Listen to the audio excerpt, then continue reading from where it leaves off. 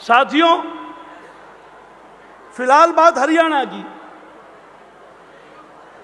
हरियाणा में जिनको भी सत्ता मिली, खासकर पिछले 20-30 साल से आप देखिए, उन्होंने एक ही काम किया, लूट खसूट, नए नए तरीके निकाले और कोई मौका मिला उसे छोड़ा नहीं।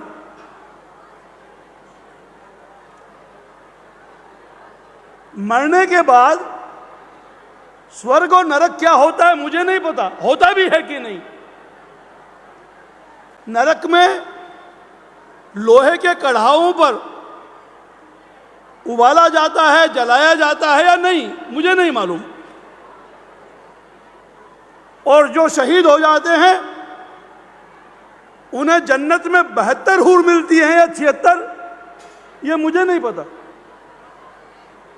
लेकिन जिंदा जी इस धरती पर अगर कोई नरक है तो वो है पढ़े लिखे व्यस्क हो गए युवक या युवती का बेरोजगार रह जाना। जो सक्षम है, जो पढ़ लिख गया है, उसके हाथों को अगर काम नहीं मिलता है तो उसका जो जीवन हो जाता है, उससे बड़ा नरक मेरे ख्याल से इस लोक में या उस लोक में हो नहीं सकता। बच्चे को माँ बाप अपने पेट की रोटियां काट काट करके बड़ा करते हैं, अपने सारे खर्चे दबा करके उसको 10वीं करवाते हैं, 12वीं करवाते हैं, ग्रेजुएट बनवाते हैं। और जब वो बड़ा हो जाता है तो वो भी नौकरी करना चाहता है, वो भी काम करना चाहता है, लेकिन काम उसको मिलता नहीं। वो बेरोजगार मंत्रियों के, अफसरों के धक्के खाता रहता है, लेकिन कोई उसकी सुनता नहीं। हालात को समझकर माँ बाप जिन्होंने अपनी रोटी कम कर करके उसे पढ़ाया था, अपने सोने चांदी के जेवर बेचकर, अपनी जमीन को गिरवी रखकर कहीं रोजगार मिल जाए उस चक्कर में उसे पैसा देते हैं। और वो पैसा दलाल, एमएलए, मंत्री और उनके दलाल उससे लेकर के नौकरियों की बंदरबाट करते हैं। मैं भी एमएलए था। चौधरी देवीलाल का जो आंदोलन है, उस आंदोलन को हरियाणा में चलाने वाला कोई दूसरा नहीं, रघु यादव है। अहीरवाल में देवीलाल की सभा में 50 से 51 आदमी नहीं आते थे। वो आंदोलन हमने चलाया और देवीलाल जी की सरकार बनी। देवीलाल किसानों के हितैषी थे, लेकिन देवीलाल की सरकार बनी और उनके दोनों बेटे, वैसे 4 थे, लेकिन 2 बेटे तो बिल्कुल ही आगे मैदान में। गुड़गांव की सारी जमीनें जो बंसीलाल ने प्रथा चलाई थी, सब जमीनें वहां कॉलोनी बनाने के लिए एलओसी देने के नाम पर लूट मचाने लगे। और रोजगार बिना पैसे के नहीं मिलता। बिना जाति के, बिना क्षेत्र के और बिना पैसे के रोजगार ही नहीं था। और तो और ऐसी ओछी हरकतों पर आ गए कि जब मुख्यमंत्री का बेटा जापान गया और वहां से लौटा तो घड़ियां ही ले आया। घड़ी लाना गैर कानूनी था, उसको एयरपोर्ट पे पकड़ लिया और पकड़ करके जब स्मगलिंग का केस बना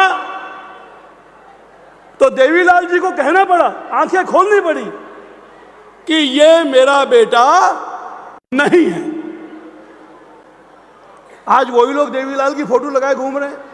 अरे देवीलाल को तो तुमने इतना बदनाम किया कि यहां तक कहना पड़ा कि वो मेरा बेटा नहीं है। वो एक कहावत है ना, बुरे भले के होत हैं, बदल जाते हैं वंश। हुआ हिरणाकुश के ध्रुव भगत और उग्रसेन के कंस। ये कंस वृत्ति के लोग हैं। तो जब हमारा राज चल रहा था, मैं भी विधायक था, मुझे कई बार मंत्री बनाने की कोशिश हुई, पर मैंने कहा मंत्री बनने वाला आदमी मैं नहीं हूं। मैं राम मनोहर लोहिया, मोरारजी और जेपी के साथ काम किया हुआ आदमी हूं, मुझे मंत्री नहीं बनना। मैं जिस क्षेत्र से आया हूं उस क्षेत्र के लोगों को रोजगार मिले, उस क्षेत्र में नहर का पानी पहुंचे, ये चाहिए मुझे। लेकिन साथियों, मैंने बहुत सुनाया, बहुत कहा, नहीं माने। सरकारी नौकरियों की बंदरबाट होती चली गई, रिश्वत के बल पर, क्षेत्र और जाति के बल पर नौकरियां मिलने लगी। विधानसभा के अंदर, हरियाणा विधानसभा के अंदर मैंने सरकारी फाइलों से सारे आंकड़े उजागर कर कर आरोप लगाए कि ये हो क्या रहा है। हरियाणा में उस समय 16 जिले थे, 16 जिलों में से जो मंत्रियों के क्षेत्र हैं उस तो क्षेत्र में 2-2, 3-3 हजार लोग लग रहे हैं, और हमारे जिले में 2-2, 3-3 लोग नहीं लग रहे हैं। मैंने बहुत समझाया था कि बेरोजगारों की यहाँ लगेगी तो नाश हो जाएगा, आप ईमानदारी से नियुक्तियां शुरू कर दीजिए और पैसे को नहीं, योग्यता को पैमाना बनाइए। लेकिन नहीं माने, नहीं माने तो क्या हुआ? सुप्रीम कोर्ट ने बेरोजगारों के साथ अन्याय करने के लिए, उनकी नौकरियों का हक छीनने के लिए, बंदरबाट करने के लिए बाप और बेटे को 10-10 साल के लिए कारावास में भेज दिया। 10-10 साल के लिए।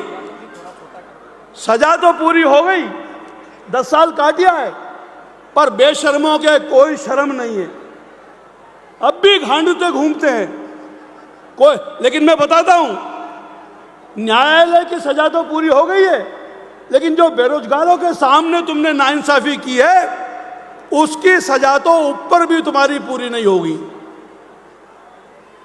साथियों, बेरोजगारी मिटाने के लिए केवल सरकारी नौकरियां ही साधन नहीं होती है। बेरोजगारी मिटाने के लिए खुद की भूमि में रोजगार पैदा करना साधन होता है।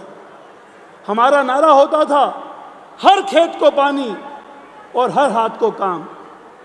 अगर आप सिंचाई की व्यवस्था को दुरुस्त कर देंगे, पानी, नहरी पानी का वितरण ढंग से कर देंगे और समुचित हिसाब से पूरे प्रदेश में नहरी पानी पहुंचाएंगे, तो एक बहुत बड़ी जो बेरोजगारी है उसका हल किया जा सकता है। कुंडू जी, आज हालात ये हैं, अखिलेश जी मेरी बात सुन लीजिए, आज हालात ये हैं कि जैसे राजीव गांधी, वो क्या नाम है राजीव के छोरे का, वो राहुल गांधी, उस पप्पू की फोटो दिखा दो तो मोदी अपने आप ही जीत जाता है। यहां पर भी ऐसे हालात हैं।